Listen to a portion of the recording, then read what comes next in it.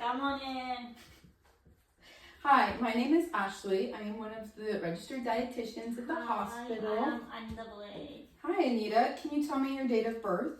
January 1st, 1969. Perfect. Thank you. I was overlooking your patient chart and noticed that you have a new diagnosis of gastroparesis and was wondering if now would be a good time to have some nutrition education with you before you get discharged and you can go home. Yeah, that would be good because, yeah, my friend had like same diagnosis. She was eating all the blended food. If you want to tell me to eat this food, I'm not going to do that. Okay, yeah, sounds good. So I brought some resources for you that we can go over today. So the first one is on gastroparesis, which we will go over together. And then the second one I brought you is just some post-surgery information for your gastric bypass that you had. Now, I know you're 6 months post-op, but I thought it would be nice to have this resource on hand anytime that you wanted to go back and look through it. And if you had any questions, just let somebody else know. But for today, we'll go over the gastroparesis nutrition handout. Has anybody come in and talked to you kind of about your diagnosis and what gastroparesis means? No, I have no idea. Only my friend, she was eating blended food. That's how I know. Okay. Yeah. Okay. Well, gastroparesis means that your stomach is emptying rather slowly. Now, I know you came in with the initial complaint of some abdominal pain and vomiting after you've eaten. Is there anything else? Oh yeah, that's all I have. It's just so bad. I was vomiting so bad. Right. Oh, I am so sorry to hear that.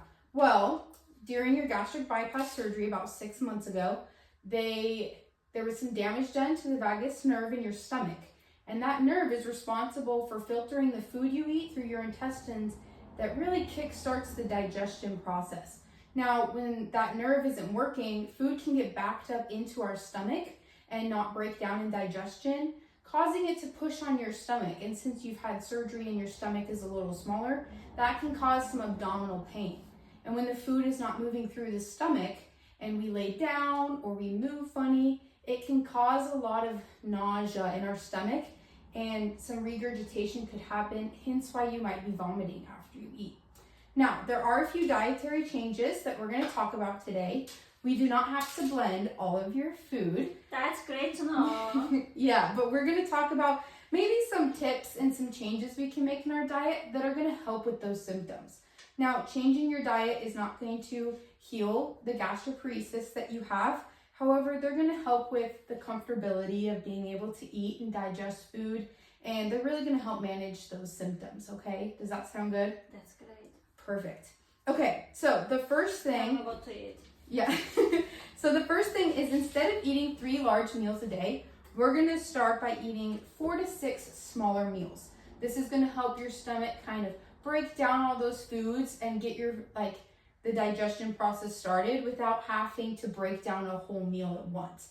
This will help with a little bit of that stomach pain since there won't be as much pressure pushing on the lining of your stomach. Another change that we are going to make is going to be eating a low fiber diet. Fiber is really hard for your body to digest. Same with fats. So we're going to stay away from both of those things as much as we can from here on out until we can get our symptoms to go down. And then you can play a little bit with those two, but I would suggest that we stay away from those for now, just because it's really hard on your stomach.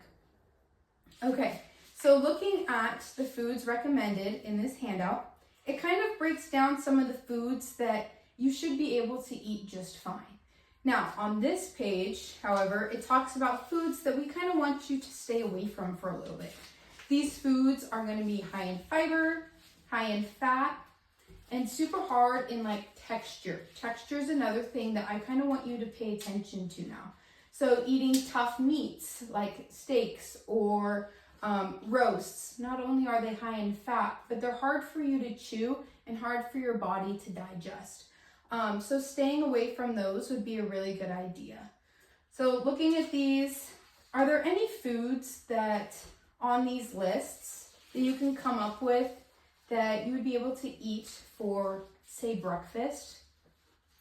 Yeah, I like breakfast cereal a lot, and then I switch up breakfast cereal. Sometimes the other days I'm eating some scrambled egg, some toasted bread. Here I see some cream of wheat, which I really like eating it. It's good, so that's great. Good. And then I don't know, but I like it. I like to top a little bit like some of the fruits on top. Okay. What kind of fruits I can eat? Okay, so if you look at this page, some fruits that you can eat are anything that is like canned and well cooked. So we want some soft fruits. Staying away from fruits that are high in fiber and highly acidic are really good. So if you want to put some fruits on top of your cream of wheat, I would suggest like bananas or pears to add a little bit of flavor. Even a little bit of honey if you want to add in a little bit of sweetness would be good. Oh yeah, I love those. That's great. Okay, perfect. Anything else? It looks like I can eat peanut butter too, which I really like peanut butter. Can I toast my bread, or it should be soft? If I were you, yes, I would toast your bread. It's going to be a little easier for the body to digest. And I would also stay away from like whole grain breads and lean more towards white bread. Oh, how I'm gonna learn what the whole grain is? You're going to learn what the whole grain is? Yeah, I have no idea what the whole grain. So the whole grain breads are going to be a little bit high in fiber.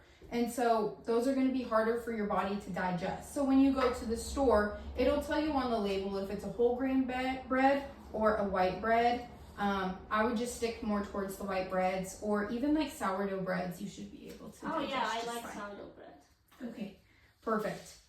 So if we're eating 4 to 6 meals per day, are you a napper by chance? Do you like to nap in the middle of the day? Sometimes. Sometimes? Yeah. Okay, well, if you are a napper, this is important. I would suggest that you nap before you eat any of your meals. Because after you eat, it's really important that we allow your stomach time to digest. So laying down is probably not a good idea because it can cause some of that regurgitation and vomiting if your body's taking extra time to digest food. So after you eat, this would be a perfect time to go for like a casual walk around the block, or get some little, low, easy impact exercise outside. This will help with digestion. Yeah, I can do it. Okay, so looking at this handout, do you have any questions for me right now? Oh, I think I need to digest all this food list. Yeah, and take your time looking it over. If you have any questions before you leave, feel free to let myself or a nurse know and we will get back to you. You can always call with any questions or concerns that you have. Oh yeah. How about vegetables? I really like my vegetables. You really like your vegetables? Yeah. So vegetables are really high in fiber. Some are, so we gotta be super careful. On this list, it does break down a lot of vegetables that we ask you to kind of stay away from.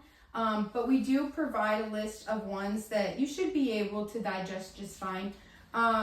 If I were you, if you like vegetables that are kind of hard to chew, like carrots, I would steam those before you eat them, just so it's easier for you to chew and easier for you to digest.